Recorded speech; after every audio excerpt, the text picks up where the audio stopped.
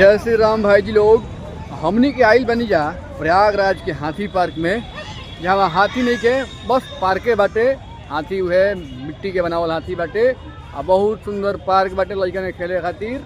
यह सब मेला टाइप के लागल बा, चरखा चरखी और पता ना कौन कौन जंप कहाला, हाई जंप लो जंप। अहे दे भाई जी लोग वाटर पार्क बाटे, जना वाटर पार्क में लड़का खुदे बोटिंग करत लोग। हो दे हमार शिवी भी बोटिंग कर रहा बड़ी, और वह सबके हम पहुँच के भीड़ दिखावत तनी। शिवी तो लड़का लोग कुल बोटिंग कर रहा बालो भाई जी लोग। हमनी के सब ई कुल में हमनी के बोटिंग के कोनो फायदा बाजी। हमनी के समुंदर में नदी में चलावे वाला आदमी अगर कोई छोटा मोटा चीज़ पर कैला पर फायदा बा कुछ। हमनी के चाहिए थ्रिल एडवेंचर, जहाँ लागे कि हाँ अब जानो चल जाई।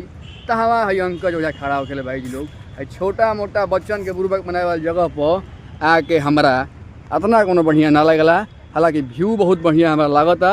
हम है सीढ़ी पर चढ़ब आ सीढ़ी पर चढ़ला के बाद देखत नहीं कैसन लुक आवता। यो बहुत बढ़िया लुक आवता। है पेड़ कौन चीज़ के है भाई? पेड़ हो कौन चीज़ के लागता बढ़िया, तो बढ़िया लागता। ये पुल बनावल बा बीचों बीच, लागत हो कि नर्मदा नदी होखो ऐसा एक पुल डिजाइन कइल बा। आदमी जब फोटो शूट खातिर भी आवत रहे कैमरा वैमरा लेके सब अपन, जैसे कि हो वेडिंग फोटो शूट कुल करावल जा पहले शादी से पहले कुल ही, उहे सब फोटो शूट खातिर भी लोग जब आ रहल बने। है रे सब हल्दी वल्दी बोवल बाटे।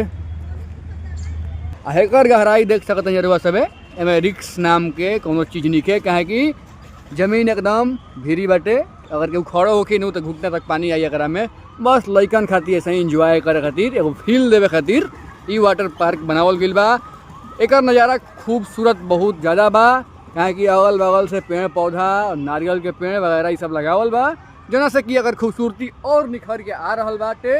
हम लोग सबके आगे बढ़ी के और दिखावे की कोशिश करतनी। जैसे में अब हे दे सुरंग बनावल बाटे, इस सुरंग के अंदर से ओने गिला पर तो ओह पर हमनी के चल जाइबिया।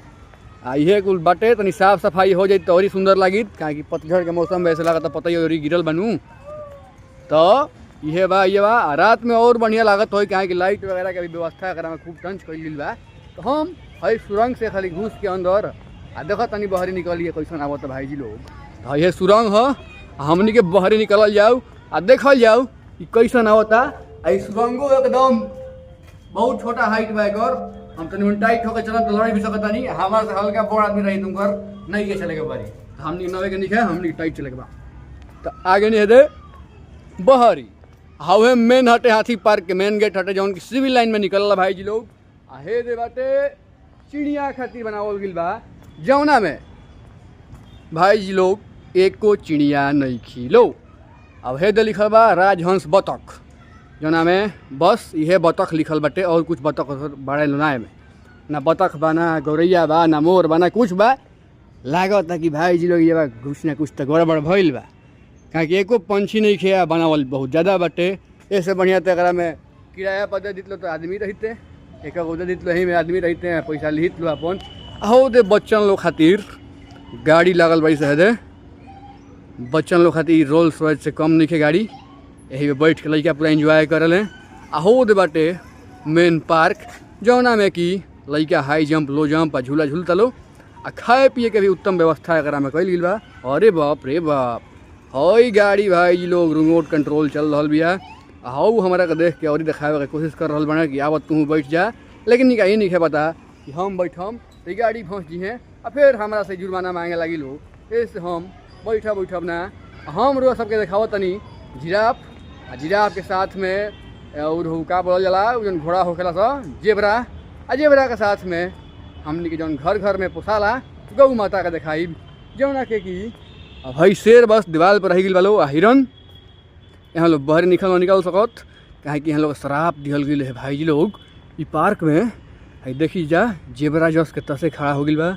आ हे दे जिराफ पेड़ तक तो मुँह पहुँचल बा, लेकिन बेचारा के शराब मिल गई बा, तने पटक गई बा। हे दे स्लाइड वाला लागल बा भाई जी लोग बच्चन खातिर, बुचिया अपन घुमला सिया। ये सब अलग अलग प्रकार के है, सब मुफ्त वाला सुविधा हटे। हाई सब सुविधा टिकट वाला हटे। टिकट वाला में बुचिया चढ़ा लिया हमार, खेल लेली कूद लेली। अभी वो वाटर पार्क में बोटिंग कर रहा बड़ी। आहे दे छोटकी भौजी सब बच्चन के घुमा रहा बड़ी। जहाँ जहाँ बच्चा घूमता तहाँ तहाँ इहो घूमत तरी। इनको खूब मजा आ रहा बा। इन्हें भाई जी लोग खाए पिए के उत्तम व्यवस्था कल गई बा। लाइटिंग एकदम बढ़िया, फ्रेंडली एकदम, कौनो आँख में लाइट गड़े वाला बाना। एकरा नीचे रात में खाना खिला पर मजा कुछ अलग आई। है तो बाद पार्क बानू वाटर पार्क, एकरा के हल्का फुल्का साफ सफाई हो जाओ नो तो और ही बढ़िया लगी। हो गया शिवी, कैसा लगा तुमको? बहुत अच्छा लगा। अच्छा लगा ना? हाँ, अच्छा लगा। आइसक्रीम खाओगी? हाँ, खाएंगे। चलो। गौरी, गौरी कैसा लगा तुमको? खट्टा था। तुम डर रही थी क्या? तुम तो बदमाशी कर रही थी लग रहा है। तो सीवी हमारे खूब एंजॉय के लिए भाई जी लोग। सीवी बोटिंग के लिए सीवी खुद से चलाओ तो लिया बोट, कहाँ की सीवी के एक्सपीरियंस भी बाटे। बताओ तुम कौन सा आइसक्रीम तुमको लेना है? सच्चू तो खाई है ये कोन वाला, तुम अब देख लो कौन सा खाओगी। मैं तो ये वाला खाऊंगी। ले लो, एक गौरी के लिए भी ले लो। कौन सा लोगी गौरी के लिए? चॉकलेट वाला लोगी क्या वो? हाँ, वो चॉकलेट वाला। ठीक। तो सीवी के आइसक्रीम खरीदा गई भाई जी लोग, गैली गौरी के भी देवे खातिर। तीहे हाथी पार्क के नज़ारा बा लास्ट एकदम फाइनल भाई जी लोग। काहे कि ज़्यादा बड़ा नहीं है, छोटा ही बाटे, लेकिन इतने दूर में ठीक ठाक बच्चन के खेले खातिर आ कुछ देर टाइम पास करे खातिर माहौल बाटे एकरा में। तो बस अतने भइल है हमनी के। अतने भइला के बाद अब आगे बढ़ल जाई, कुछ खाइल पियल जाई। है हाथी पार्क के फ्रंट के नज़ारा बा भाई लोग, खूबसूरत एकदम पीतल के गोल्ड के मिक्स डिजाइन दिहल गई बा एकरा पर। यही पर एकदम खूब बढ़िया कलाकारी कल गई बा, जना में हाथी के परिवार, बच्चा, ऊपर से इंसान के भी दिखावल गई बा, जौन की हाथी और इंसान के प्रेम के दर्शावत है। पिक्चर खूब बढ़िया। है हो गई अपन सिविल लाइन रोड। यही पार्टी रहा सब आ सकत नहीं जा, अगर घूमे फिरे के होको आ कुछ देर टाइम पास करे के होके। तो हमनी के भाई लोग घूम फिर के कल रात में 10 बजे के आसपास घरे ही नहीं जा। आज भाई जी लोग हो सतुआन, तो सुबह उठला आदमी, उठ के नहला धोइला के बाद सातु जुठिया के आम जुठिया के सतुआन मना लिहल गई। और वह सब सतुआन मनैनी है कि ना? हमनी के बिहार यूपी में सतुआन मनावल जाला, तो वह सब मनैनी है कि ना? बताई जा। आप ब्लॉग कैसा लागल है इहो बताइए कमेंट करके, लाइक शेयर एंड सब्सक्राइब भी करब जा। फिर कल मिले जी नया ब्लॉग में, नई उम्मीद नई शुरुआत के साथ। फिलहाल के लिए जय श्री राम। जिया जिया हो बिहार के लाला।